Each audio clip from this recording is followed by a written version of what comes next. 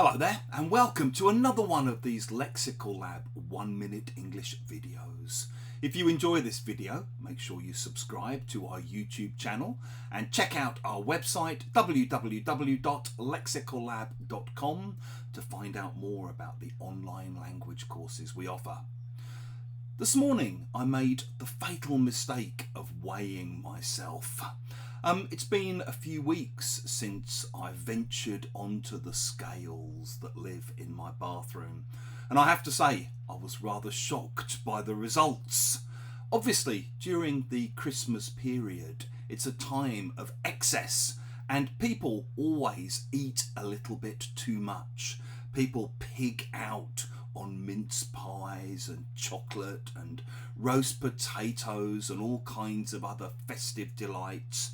People stuff themselves until they can't eat another thing, until they're fit to burst. And I'm no exception in all of this. Basically, over the festive period, I made a real pig of myself. If you say that you've made a real pig of yourself, you mean you've eaten way too much. We often emphasize this by saying, I made a real pig of myself, I made a right pig of myself, I made a total pig of myself, I made a complete pig of myself.